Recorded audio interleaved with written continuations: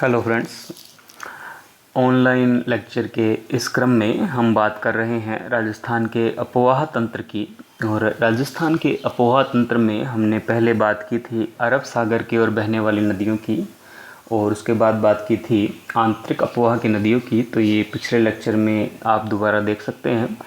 तो आज हम शुरू करेंगे बंगाल की खाड़ी की ओर जाने वाली नदियाँ या बंगाल की खाड़ी की ओर बहने वाला अपवाह तंत्र। तो शुरू करते हैं।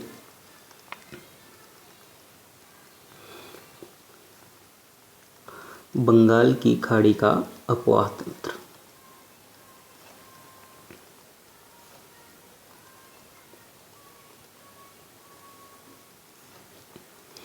अब देखिए, बंगाल की खाड़ी का जो अपवाह तंत्र है, इसका मतलब ये होता है कि नदियों के द्वारा अपना जल बंगाल की खाड़ी की तरफ ले जाया जाएगा, न कि डायरेक्टली बंगाल की खाड़ी में डाला जाएगा।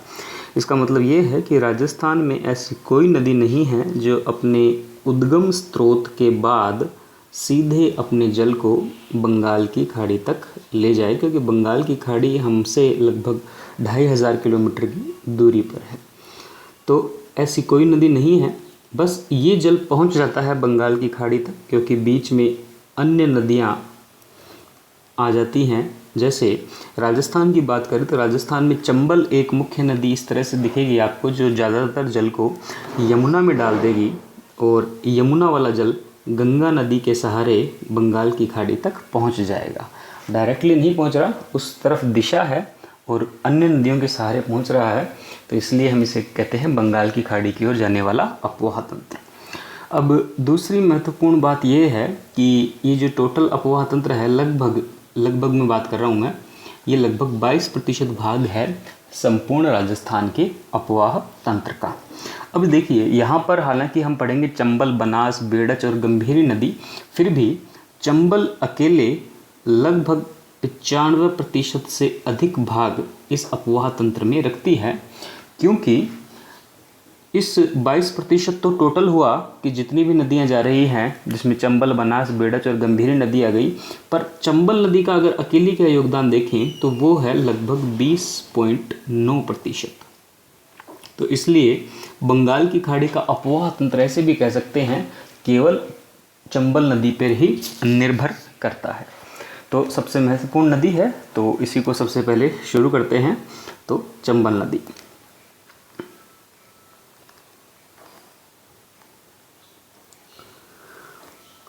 सबसे कॉम्प्लिकेटेड नदी है ये, क्योंकि इसकी सहायक नदियाँ और इस पर जितने बांध परियोजनाएं बनी हुई है, तो इसमें थोड़ा कॉम्प्लिकेशन आ जाता है।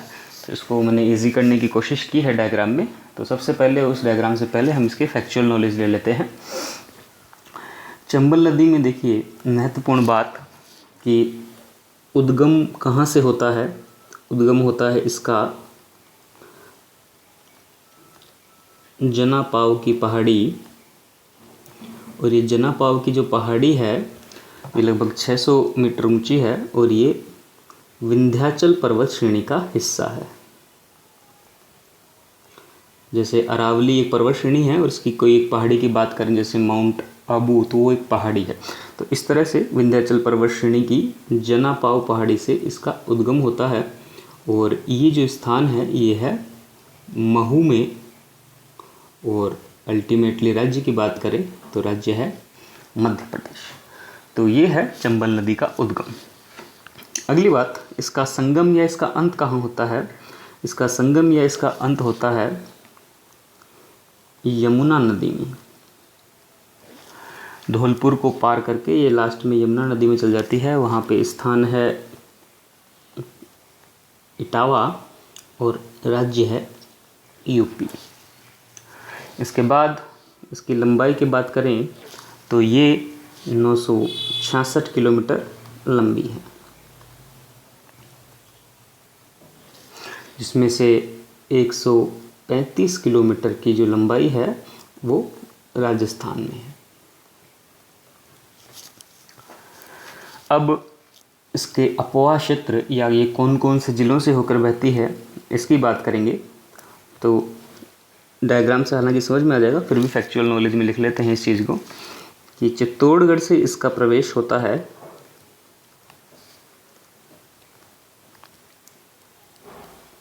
चित्तौड़गढ़ के बाद ये पहुंचती है कोटा, उसके बाद बूंदी, उसके बाद सवाई माधोपुर,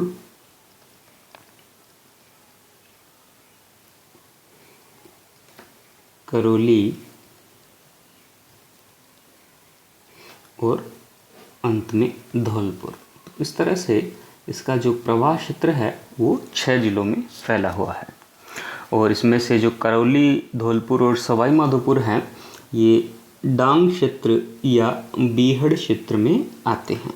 तो इसके लिए इंग्लिश का एक शब्द है बैडलैंड, या हिंदी में इसे कहेंगे उत्खात भूमि।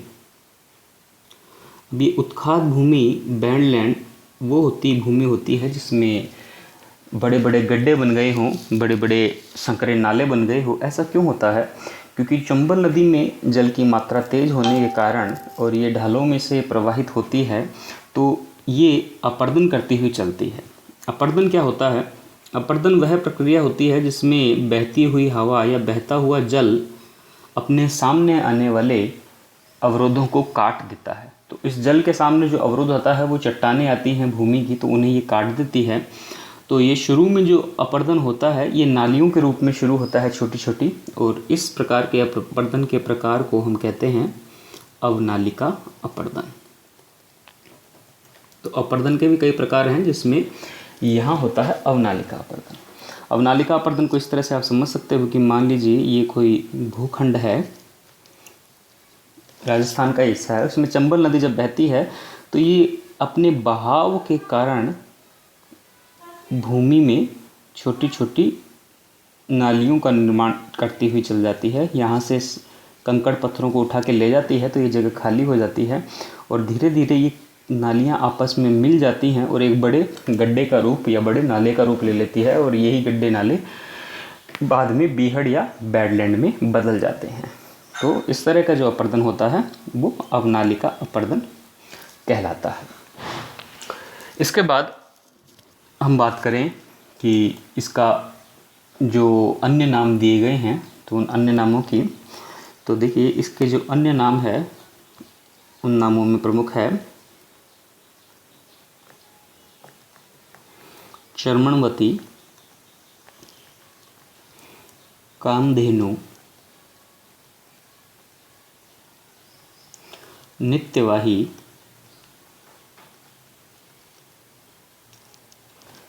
नित्यवाही नदी। तो ये इसके अन्य नाम दिए गए हैं। इसके साथ एक खास बात और है, वो मैं आपको बता चुका कि ये राजस्थान के कुल अपवाह तंत्र में 20.9% या हम कहें 21% योगदान रखती है। अब देखिए बंगाल की खाड़ी की ओर जाने वाला 22%, जिसमें से अकेला 21% चंबल नदी का। तो बंगाल की खाड़ी की ओर जाने वाला जो जल है मुख्यतः चंबल नदी के द्वारा ही ले जाया जाता है। अब बात करते हैं डायग्राम से इसके उद्गम अंत और इसकी सहायक नदियों की। तो ये डायग्राम देखिए यहाँ पर, ये जो डायग्राम है एक बार देखने में काफ़ी कॉम्प्लिकेटेड है क्योंकि इसके अंदर इतने ज़्यादा फैक्ट हैं, फिर भी मैंने कोशिश की है कि यहाँ पर लगभग हर इम्पोर्टेंट डिटेल को एक ही डायग्राम में दिखाया जाए, क्योंकि अगर आप टुकड़ों में डायग्राम देखेंगे तो आप कभी इसके अपवाह स्वरूप को नहीं समझ पाएंगे और रटने का काम ज़्यादा हो जाएगा। तो एक बार हम डायग्राम समझ लेंगे तो उससे आपको आसानी रहेगी चंबल नदी पे, और चंबल नदी पे प्रश्न आने का चांस सब नदियों से सर्वाधिक होता है। ठीक है, तो इसको अच्छे से समझना है। अब देखिए ये जो डायग्राम है इसमें ये जो लाल लाइन है, इस लाल लाइंस के द्वारा दिखाई गई है चंबल नदी, और चंबल नदी लास्ट में जाके मिल रही है यमुना नदी में। अपने उद्गम हो रहा है जनापाव पहाड़ी से और यमुना नदी तक मिल रही है। इसके बाद देखिए इसमें कई सारी जो नदियां हैं, ये जो मैंने डार्क ग्रीन कलर से दिखा रखी हैं, ये जो नदियां हैं इसमें आके मिलती है, ये इसकी सहायक नदियां हैं। अब ये चित्र इस तरह से लगता है जैसे कोई वृक्ष का तना हो और उसकी शाखाएं हो, तो इसके जो अपवाह तंत्र का प्रकार है उसे वृक्षाकार अपवाह तंत्र की कैटेगरी में रखा जाता है। नदियां और मुख्य नदियां मिलकर जिस पैटर्न का निर्माण करती है, जिस ज्यामिति का निर्माण करती है जमीन पर, उसको अपवाह तंत्र का एक आकार कहा जाता है। और चंबल का जो अपवाह तंत्र का आकार है, ये याद रखना है, इम्पोर्टेंट बात है, ये है वृक्षाकार अपवाह तंत्र। वृक्षाकार अपवाह तंत्र। तो ये बात आपको समझ में आ गई कि वृक्षाकार क्यों कहते हैं, क्योंकि लगता भी इस तरह से ही है। अब देखिए, यहाँ से ध्यान से सुनिएगा, एक कहानी के रूप में चलते हैं कि चंबल नदी का जो उद्गम है वो होता है मध्य प्रदेश का जो इंदौर जिला है, वहाँ पर महू के निकट विंध्याचल पर्वत श्रेणी में जनापाव की पहाड़ी से, ठीक है। और स्थान की बात करें तो महू स्थान से, ये हम पहले बात हम कर चुके हैं। इसके बाद तो इसका उद्गम होने के बाद ये जो नदी है ये आगे की ओर चलती है और मध्य प्रदेश का एक स्थान आता है मंदसौर स्थान। मंदसौर स्थान में क्या होता है कि यहाँ दो पठार हैं, रामपुरा और भानुपुरा के पठार।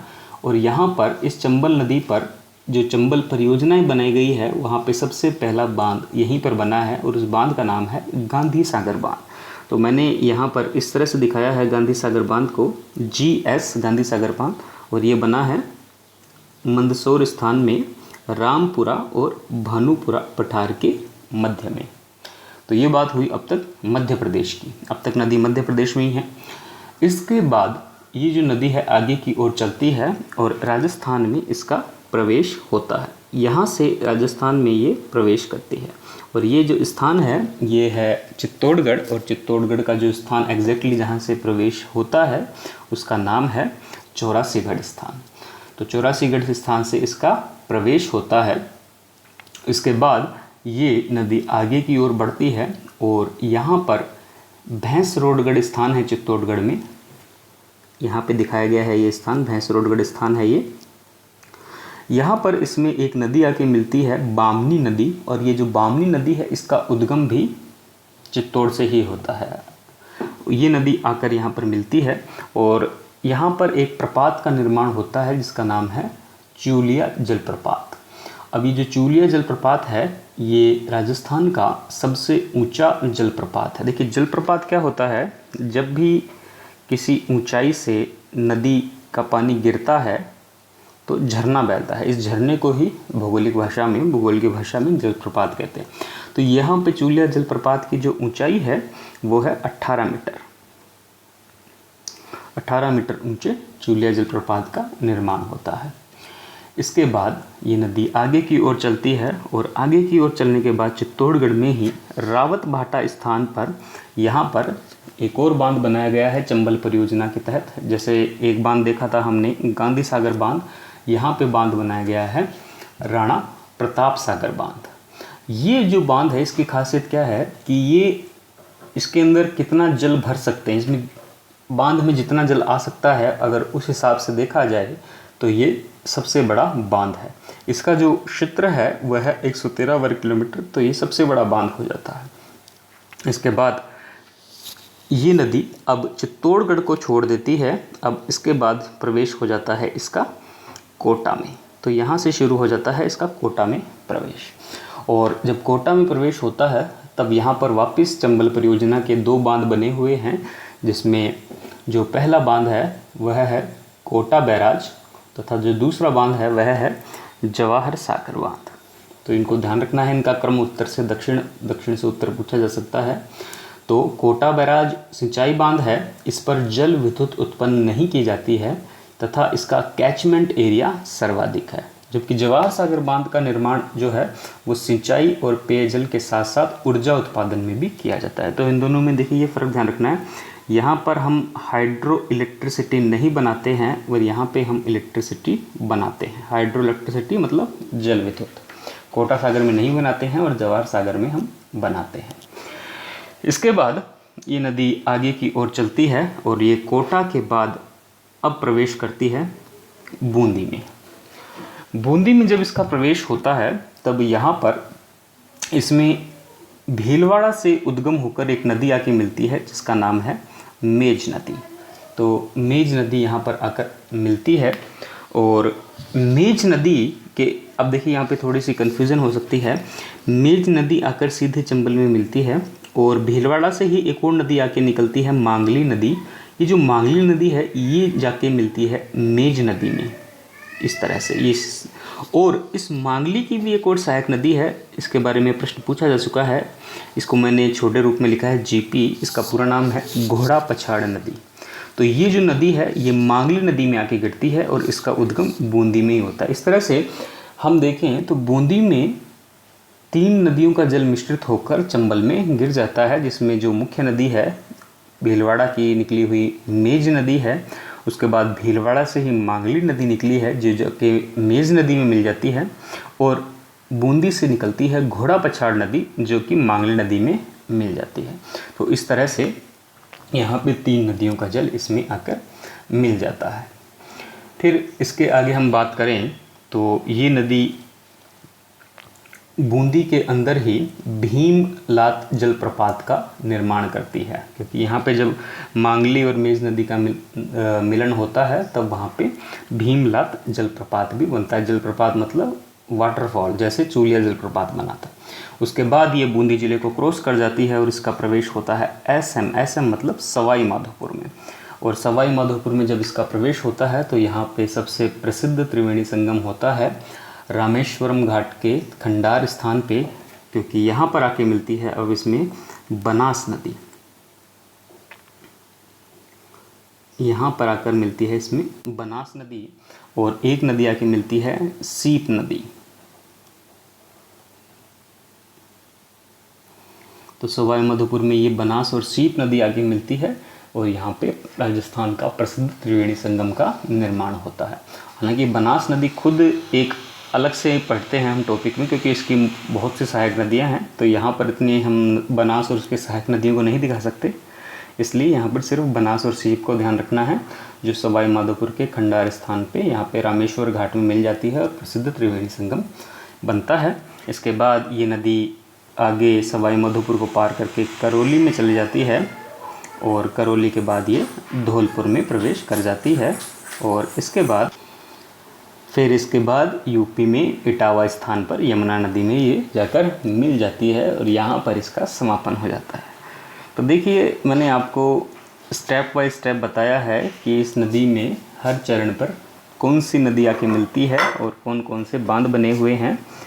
तो एक बार वापस इसको शॉर्ट में रिवाइज़ करते हैं कि जनापाव पहाड़ी से इसका उद्गम होता है, फिर ये मध्य प्रदेश में ही मंदसौर स्थान पर यहाँ पे गांधी सागर बांध बना हुआ है, फिर राजस्थान में 84गढ़ चित्तौड़गढ़ से इसका प्रवेश होता है, वहाँ पर इसमें आगे जाती है तो बामनी नदी आके मिलती है और चूलिया जलप्रपात का निर्माण होता है भैंसरोडगढ़ स्थान पर, जो कि राजस्थान का सबसे ऊंचा जलप्रपात है। इसके बाद ये आगे जाती है चित्तौड़गढ़ में ही, और यहाँ पर राणा प्रताप सागर बांध बना हुआ है, जो कि जल भराव की दृष्टि से राजस्थान का सबसे बड़ा बांध है। फिर इसका आगे जाके ये कोटा में जाती है, और कोटा में 2 बांध बने हुए हैं, कोटा सागर और जवाहर सागर। कोटा सागर और जवाहर सागर, जिसमें से हमें ध्यान रखना है कोटा सागर पे हाइड्रो इलेक्ट्रिसिटी का उत्पादन नहीं होता है, जबकि जवाहर सागर पे होता है। इसके बाद कोटा के बाद ये जाती है बूंदी में, और बूंदी में भीलवाड़ा से 2 नदियाँ निकलती है, मेज और मांगली की एक सहायक नदी है घोड़ा पछाड़ नदी, जो बूंदी में ही उद्गम होती है और मांगली में मिल जाती है। तो इस प्रकार से इन तीनों नदियों का जल बूंदी में आकर चंबल में मिल जाता है, और यहाँ पे एक जलप्रपात का निर्माण होता है भीमलत जलप्रपात का। इसके बाद ये नदी आगे प्रवेश करती है सवाई माधोपुर में। तो सवाई माधोपुर में प्रसिद्ध संगम है जहाँ बनास और सीप नदी आके मिलती है। उसके बाद ये करौली धौलपुर होते हुए यमुना नदी में मिल जाती है। तो ये स्टेप बाय स्टेप है, एक क्रम है, नदी को आपको रटना नहीं पड़े, हर स्थान की खासियत है, इसे इसी तरह से याद कीजिएगा, क्योंकि प्रश्न जरूरी नहीं है रटने से सोल्व हो, समझने से सोल्व जरूर हो जाएगा। अब हम बात करते हैं इसके बाद इस नदी की बीच बीच में और ख़ास बातें क्या आई थी। देखिए, एक यहाँ से शब्द जुड़ा हुआ है चंबल नदी से ही, वाटर सफारी शब्द। तो ये वाटर सफारी शब्द का क्या प्रयोग होता है? देखिए, जब चंबल नदी जो बीहड़ क्षेत्र का निर्माण करती है, तो जब बीहड़ क्षेत्र बन जाते हैं, गड्ढे बन जाते हैं, बड़े बड़े नाले बन जाते हैं, तो उसमें जब चंबल नदी का जल प्रवेश करता है तो उसका जो वेग है वो बहुत तेज हो जाता है, और इस वेग के कारण इसके जो बहाव को वाटर सफारी भी कहा जाता है। तो कोटा ज़िले में ही सबसे ज़्यादा ये इस तरह की चीज़ देखने को मिलती है। इसके बाद हम बात करें, एक नानेरा गांव आएगा यहाँ पर कोटा में ही। इस नानेरा गांव की खास बात क्या है कि यहाँ पर चंबल में एक सहायक नदी आके मिलेगी, काली सिंध, और यहीं पर कपिल मुनि की तपस्या स्थली भी रहा है ये नानेरा गांव। इसके बाद हम आगे बात करें कि चंबल नदी जो है घड़ियालों के लिए बहुत फेमस है। तो यहाँ पर इस नदी में घड़ियाल ज़्यादा रहते हैं, इसलिए इस नदी को घड़ियालों की शरण स्थली या प्रजनन स्थली भी कहते हैं। और देश का पहला नदी अभ्यारण्य भी यहीं पे बना हुआ है। तो ये इस नदी की खास बात है। और एक बात और, इसको यूनेस्को की विश्व धरोहर में शामिल किया गया है और यहाँ पर डॉल्फिन जीव भी मिलता है। और विश्व की एकमात्र नदी है जिसमें 100 किलोमीटर के दायरे में 3 बांध आ जाते हैं। कौन कौन से बांध? गांधी सागर बांध, और उसके बाद जवाहर सागर, कोटा बैराज सागर, ये सभी बांध इसमें आ जाते हैं। और सर्वाधिक सतही जल वाली नदी है। ये सारे फैक्ट्स हैं, मैं आपको लास्ट में लिखा दूंगा। तो अब हम बात करते हैं सहायक नदियों की। तो देखिए, सहायक नदियों में सबसे पहले हम बात करते हैं गुंजाली नदी की। डायग्राम में देखिए, अब देखिए दाएं और बाएं किनारे का एक बार अंतर समझ लीजिए कि ये जो नदी है ये जब इस तरह से बहती है तो मान लीजिए इसका जो ये तीर का दिशा है, इस तरफ अगर आप मुंह कर लें और ये नदी के बहाव की दिशा हो तो आपका जो बायां हाथ है वो नदी का बायां किनारा बन जाएगा और आपका जो दायां हाथ है वो नदी का दायां किनारा बन जाएगा। तो नदी का जो चंबल नदी के बारे में अगर ये फैक्ट देखेंगे तो ये वाला जो हिस्सा है ये तो है नदी का बायां भाग, और जो नीचे वाला हिस्सा है ये है नदी का दायां भाग। तो हम बात कर रहे हैं बाएं किनारे की ओर से मिलने वाली सबसे पहले नदी की, और इस नदी का नाम है गुंजाली नदी। तो गुंजाली नदी मध्य प्रदेश से ही निकलती है और राजस्थान में ये चंबल नदी से मिल जाती है। बस इसके लिए इतनी ही बात। फिर दूसरी नदी है बामनी नदी, बाएं किनारे की ओर। ये चित्तौड़गढ़ में ही इसका उद्गम होता है और ये चंबल में मिल जाती है और चूलिया जलप्रपात बनाती है। इसके बाद हम आगे जाते हैं मेज नदी पर। ये भीलवाड़ा से उद्गम होती है और चंबल में मिल जाती है, बूंदी में। इसके बाद मांगली नदी, ये भी भीलवाड़ा से उद्गम होती है और चंबल में मिल जाती है। और घोड़ा पछाड़ नदी जो कि मांगली नदी की सहायक नदी है।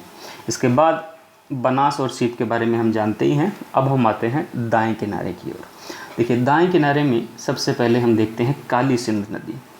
तो इस काली सिंध नदी को देखिए, ये मध्य प्रदेश से ही इसका उद्गम होता है। सिर्फ इतना ही ध्यान रखना है, मध्य प्रदेश से। ये नीचे वाली जितनी भी नदियां हैं दाएं किनारे की ओर, ये सभी मध्य प्रदेश से निकलती हैं। तो इसका उद्गम भी मध्य प्रदेश से होता है और ये कोटा में नानेरा गांव में इसमें चंबल में जाके मिल जाती है। अब इसमें 2 खास बात होती है। यहाँ पर इस काली सिंध में 2 और नदियाँ आके मिलती है। एक नदी है आहू नदी। ये आहू नदी भी जो है मध्य प्रदेश से ही निकलती है। और इसके बाद ये राजस्थान में झालावाड़ में बहती हुई जो काली सिंध नदी है वहाँ पर मिलती है इसके साथ। और ये जो मिलन स्थल है, ये कहलाता है सामेला। आहू और काली सिंध का मिलन स्थल कहलाता है सामेला। और यहाँ पर जो जल दुर्ग बना हुआ है वो गागरोन दुर्ग है, जो राजस्थान का सर्वश्रेष्ठ जल दुर्ग कहलाता है। और इस गागरोन दुर्ग में ही संत मीठे शाह की और संत पीपा की छत्री स्थित है।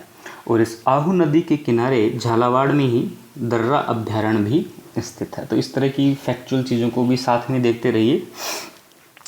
दूसरी जो नदी है वह है परवन नदी। परवन नदी भी मध्य प्रदेश से ही निकलती है और ये झालावाड़ ज़िले में प्रवेश करती हुई 12 में जाती है और 12 में जाकर लास्ट में ये काली सिंध में ही मिल जाती है। ये जो 12 में जब जाती है तो यहाँ से ये शेरगढ़ अभ्यारण्य, जिसे सांपों की शरण स्थली कहते हैं, वहाँ से ये निकलती है। और यहाँ पर भी जल दुर्ग बना हुआ है इस नदी के किनारे, जो कि शेरगढ़ दुर्ग कहलाता है। तो इसको भी ध्यान रखना है।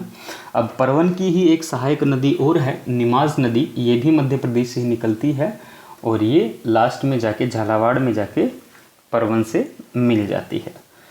इसके बाद हम बात करें पार्वती नदी की, तो पार्वती नदी भी मध्य प्रदेश से निकलती है और इसके बाद ये 12 जिले में बहती है। 12 जिले में बहती है और कोटा और बारा के मध्य प्राकृतिक सीमा बनाती है। ये एक ऐसी नदी है जो राजस्थान और मध्य प्रदेश के साथ 2 बार सीमा बनाती है, के मध्य 2 बार सीमा बनाती है। इसके बाद कूनू नदी की बात करेंगे। जो कूनू नदी है वो दाएं किनारे की ओर से मिलने वाली सबसे पूर्वी नदी है। देखिए इसमें ये भी ध्यान रखना कि ये जो हिस्सा है ये तो हमने कर लिया कि इधर का हिस्सा है बायां और ये वाला हिस्सा है दायां। इसके साथ साथ यहाँ आपकी जो दिशा है वो है पूर्व और ये जो दिशा है ये है पश्चिम। अगर प्रश्न इस तरह से आता है कि चंबल में सबसे पूर्व की ओर मिलने वाली, दाएं किनारे की ओर से मिलने वाली कौन सी नदी है, तब आप कहेंगे कूनू नदी। मध्य प्रदेश से ही इसका उद्गम होता है। इसके बाद ये आगे चलती है और लास्ट में बारा होते हुए कोटा में जाकर करौली में जाकर चंबल से मिल जाती है। तो अगर इनका पूर्व से पश्चिम की ओर क्रम पूछा जाए, जो कि RAS में पूछा गया है, तो ध्यान रखना है सबसे पूर्व में है कुनू, फिर उसके बाद है पार्वती, फिर उसके बाद है काली सिंध। ये जो 3 नदियां हैं ये डायरेक्टली अपना जल चंबल में गिराती है। पर ऑप्शन में अगर इस तरह से परवन, निमाज और आहू भी आता है तो भी ध्यान रखना है। तो इस तरह से ध्यान रखिए, कुनू, पार्वती, परवन, निमाज, काली सिंध और लास्ट में आहू। और इसी तरह से अगर हम बाएं किनारे की ओर बात करें तो बाएं किनारे की ओर से सबसे पहले मिलती है गुंजाली, फिर आगे चलेंगे तो बामनी, फिर उसके आगे मेज, मांगली, बनास और सीप। तो इस तरह से ये थोड़ा कॉम्प्लिकेटेड लगता है देखने में, पर इस एक डायग्राम से आप पूरे नदी तंत्र को याद रख सकते हैं। और राजस्थान में सबसे ज़्यादा इम्पोर्टेंट पार्ट यही है चंबल नदी का। तो आज इस टॉपिक को इधर ही समाप्त करते हैं। और इससे पहले जो मैंने 4-5 फैक्ट बताए थे आपको, वो वापस लिख लेते हैं हम कि क्या क्या खास बात है। तो देखिए, फैक्ट नंबर 1 था कि ये यूनेस्को की विश्व धरोहर के लिए नामित एकमात्र नदी है।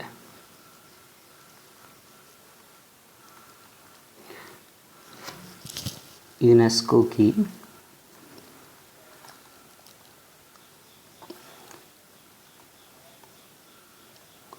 विश्व धरोहर में नामित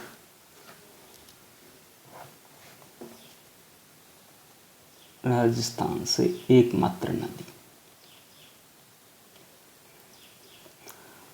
दूसरा, वाटर सफारी के लिए प्रसिद्ध है।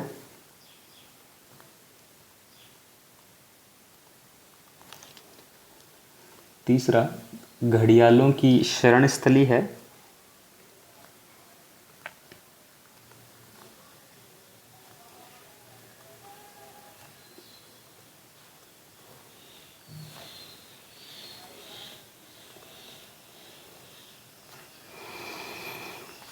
चौथा, देश का पहला नदी अभयारण्य और नदी सेंचुरी इस पे बनाया गया है।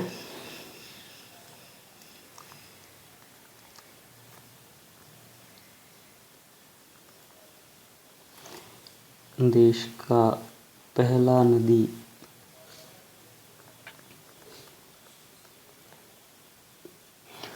अभयारण्य इसी पे बनाया गया है। राजस्थान की एकमात्र नदी जिसमें डॉल्फिन दिखाई दे देती है, इसको गांगेय सूंस भी कहते हैं।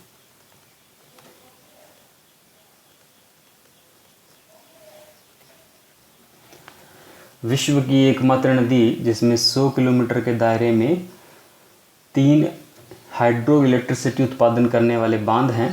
गांधी सागर, रावत भाटा में बना हुआ जवाहर सागर और कोटा बैराज। ठीक है। इसके बाद सर्वाधिक सतही जल वाली नदी, राजस्थान की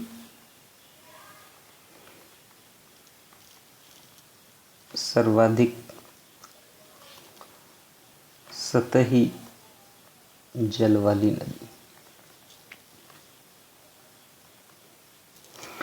तो ये है इस नदी के बारे में फैक्ट। तो फिलहाल इस टॉपिक को यहीं पे ख़त्म करते हैं। अगली क्लास में नेक्स्ट टॉपिक पे बात करेंगे। Okay, thank you.